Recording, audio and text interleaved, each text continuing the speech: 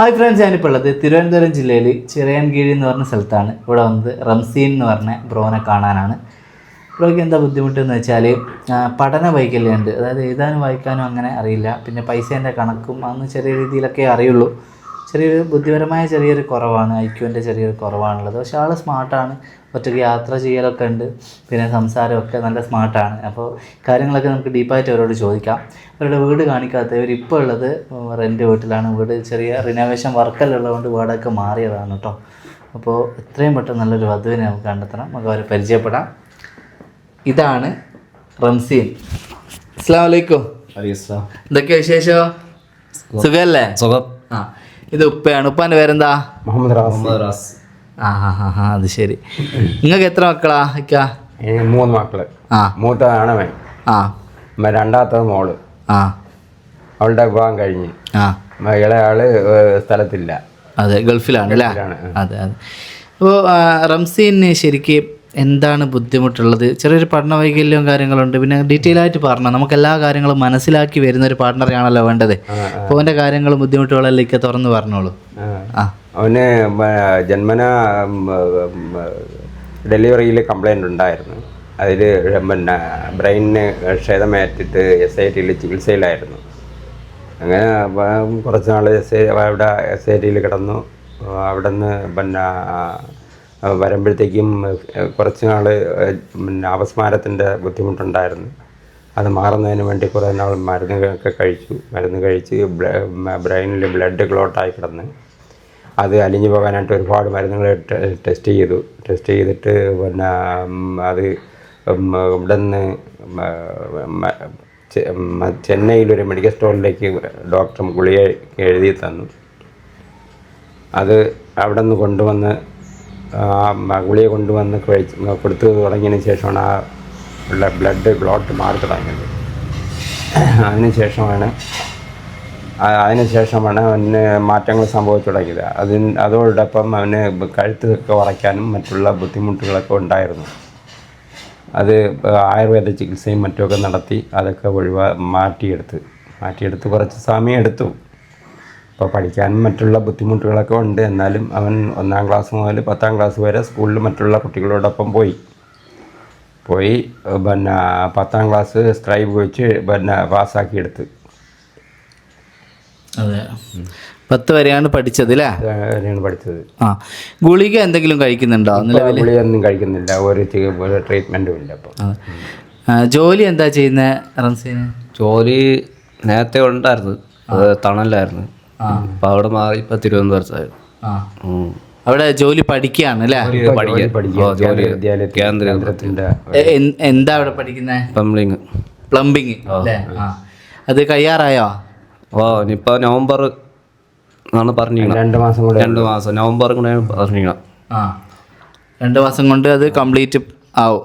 അത് കഴിഞ്ഞാൽ സർട്ടിഫിക്കറ്റ് ഇട്ട് നമുക്ക് ജോലി കയറാം. റംസീൻ എത്ര വയസ്സായി?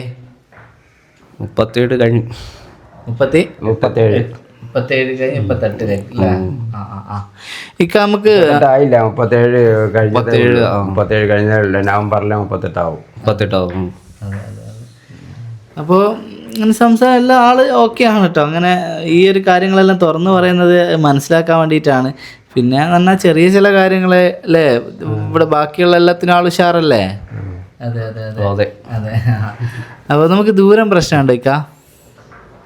ദൂരം തിരുവനന്തപുരം ജില്ലയിൽ നിന്ന് മാത്രമാണോ നോക്കുന്നത്, അല്ലെ ഏത് ജില്ലയിൽ നിന്ന് നമുക്ക് പറ്റുമോ? ഏത് ജില്ലയെന്ന് പറഞ്ഞാൽ അവനെ കൊണ്ട് വളരെ ദൂരെയൊക്കെ ആണെങ്കിൽ പോയി വരാനായിട്ട് ഒറ്റയ്ക്ക് കഴിയത്തില്ല. പിന്നെ തിരുവനന്തപുരം ജില്ലയ്ക്കകത്ത് എവിടെയാണെങ്കിൽ അവന് പോയി വരാൻ പറ്റും. അവൻ ചോദിച്ചൊക്കെ പോയി എടുത്തൊക്കെ വരും. അതെ, ആ ഒരു വിഷയമാണ് പറയാനുള്ളത്. അതായത് ഇപ്പോൾ ഒരു മലപ്പുറം അല്ലെങ്കിൽ കോഴിക്കോടോ ആ വഴിക്കുള്ള പെൺകുട്ടിയാണെങ്കിൽ ഈ ട്രാവലിംഗ് ഒന്നും വിഷയമല്ലാത്ത ഫാമിലി അല്ല അവരൊക്കെ അന്ന് ഇങ്ങോട്ട് വരുന്നതിന് കുഴപ്പമില്ല. ഇപ്പോൾ റംസീന് എല്ലാ സമയത്തും ഈ പറഞ്ഞ പോലെ അത്രയും ദൂരം ഒറ്റയ്ക്ക് ട്രാവൽ ചെയ്യാൻ ചിലപ്പോൾ ചില ബുദ്ധിമുട്ടുകൾ വന്നേക്കാം. അത് വിഷയമല്ലാത്ത ആൾക്കാർക്ക് ദൂരമുള്ളവർക്കും കോൺടാക്ട് ചെയ്യാം അല്ലേ? നമുക്ക് ആ ഒരു സംഭവമേ ഉള്ളൂ, അല്ലാണ്ട് ദൂരം പ്രശ്നമൊന്നുമില്ല. ഏത് ജില്ലയാണെങ്കിലും ഓക്കെ ആണ്. പിന്നെ അവനിക്ക് ഒരുപാട് ദൂരം ട്രാവൽ ചെയ്യാൻ എപ്പോഴും പറ്റിക്കൊള്ളണമെന്നില്ല. അത് കാര്യം ഓക്കെ ആണെങ്കിൽ ഏത് ജില്ലക്കാരെ നമുക്ക് സ്വീകരിക്കാം കേട്ടോ. പിന്നെ ഇപ്പം 38 നമുക്ക് എടുക്കാം, 38 വയസ്സ് എടുക്കാം. അപ്പോൾ എത്ര വയസ്സ് വരെയുള്ള ആലോചനകൾ നമുക്ക് സ്വീകരിക്കാം? ഒരു 32-33 വരെയൊക്കെ ഒരു ഒരു 35 വരെയൊക്കെ നോക്കാം അല്ലേ മാക്സിമം. ആ അപ്പോൾ ആ ഒരു വയസ്സിൻ്റെ ഉള്ളിൽ ഭർത്താവ് മരിച്ചതോ ഡിവോഴ്സ് ആയതോ ഒക്കെ ആലോചന ഉണ്ടാവും, അത് നമുക്ക് സ്വീകരിച്ചൂടെ? ആ കുട്ടികളുള്ളത് ആ അപ്പോൾ ബാധ്യത ഇല്ലാത്ത ആലോചനയാണ് നമുക്ക് വേണ്ടി അല്ലേ? തീർച്ചയായും. അപ്പോൾ ഭർത്താവ് മരിച്ചത് ഡിവോഴ്സൊക്കെ നമുക്ക് സ്വീകരിക്കാം. കുട്ടികളില്ലാത്ത ഇനിയിപ്പോൾ ആദ്യ വിവാഹം തന്നെ ചെറിയ ചില ബുദ്ധിമുട്ടുള്ള ആലോചന നമുക്ക് സ്വീകരിക്കാൻ പറ്റുമോ? ചെറിയ എന്തെങ്കിലും ശരീരത്തിൽ ബുദ്ധിമുട്ടെന്ന് പറഞ്ഞാൽ അപ്പോൾ പല കാറ്റഗറി ഉണ്ടാവും. അപ്പോൾ ആൾക്കാർ അത് ഓക്കെ ആണെന്ന് പറഞ്ഞാൽ ചില ബുദ്ധിമുട്ടുള്ള ആൾക്കാർ നമ്മൾ ഇങ്ങോട്ട് വിളിച്ചു, ചിലപ്പോൾ നടക്കാൻ ചെറിയ ബുദ്ധിമുട്ടോ അല്ലെ കൈക്ക് ചെറിയ ഇതോ അല്ലെങ്കിൽ ചെറിയ എന്തെങ്കിലും പഠന വൈകല്യം പോലത്തതോ. ഇത്തിരി ബുദ്ധിയുള്ള കുട്ടിയാണെങ്കിൽ ഇത്തിരി വൈകല്യം ഉണ്ടെങ്കിലും ഇത്തിരി ഇവനേക്കാൾ ബുദ്ധിയുള്ള കുട്ടികളാണെന്നുണ്ടെങ്കിൽ ഇവനെ കൂടെ നോക്കിക്കൊണ്ട് പോകാൻ കഴിയുകയും ചെയ്യും. അതെ അതെ, നിങ്ങൾ കോണ്ടാക്ട് ചെയ്യുക. കാരണം പിന്നെ അത് നമുക്ക് പറ്റൂലായിരിക്കും എന്ന് വിചാരിച്ച് ആരും മുൻവിധിയോട് കൂടി വിളിക്കാതെ ഒന്നും ഇരിക്കരുത്. തീർച്ചയായിട്ടും നിങ്ങൾ കോണ്ടാക്ട് ചെയ്യണം, നിങ്ങളെ കാര്യങ്ങൾ സംസാരിക്കുക.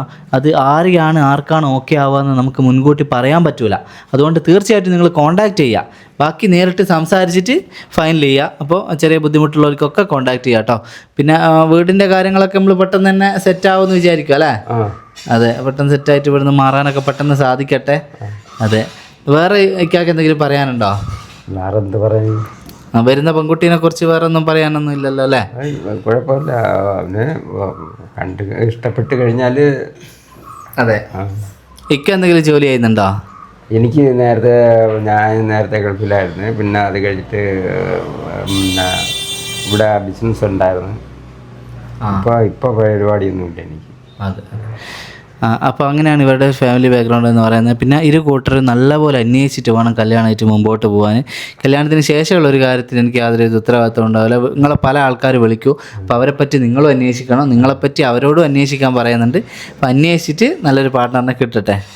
അതെ, റംസീന് എങ്ങനെയുള്ള ഒരു പെൺകുട്ടീനെയാണ് വേണ്ടത്? നമുക്ക് ചില ആഗ്രഹങ്ങൾ ഉണ്ടാവുമല്ലോ, അങ്ങനെ ആയിരിക്കണം എന്നൊക്കെ. 5 നേരം നിസ്കാരമുള്ള ആയിരിക്കണം, തലയിൽ തുണി ഇട്ട് അങ്ങനെ ആയിരിക്കണം, തട്ടിടുന്ന ആളായിരിക്കണം. പിന്നെ നല്ല സ്നേഹമുള്ള.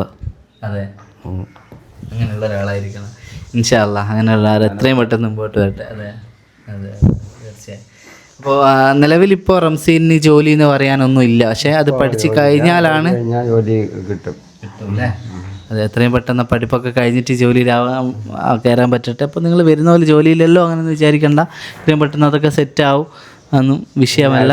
അവന് ജോലി ഉണ്ടായിരുന്നു. ഈ തണലെന്ന് പറയുന്ന സംഘടന ഉണ്ട്, തണല് അതിൽ പിന്നെ അവന് ജോലി ഉണ്ടായിരുന്നു. പിന്നെ അവിടെ സെക്യൂരിറ്റി ആയിട്ട് ജോലി ഉണ്ടായിരുന്നു. അതെ അതെ, അപ്പോൾ കുറച്ചായിട്ടേ ഉള്ളൂ. അത് ഒഴിവായിട്ട് കുറച്ചുകൂടി ബെറ്റർ ആയിട്ടുള്ള ഇത് പഠിച്ചിട്ട് ഒരു പ്രൊഫഷണൽ ആണല്ലോ ഈ പ്ലംബിംഗ് എന്നൊക്കെ പറഞ്ഞാൽ. അത് പഠിച്ചാൽ എപ്പോൾ ജോലി സാധ്യതയുള്ളൊരു മേഖലയാണ്.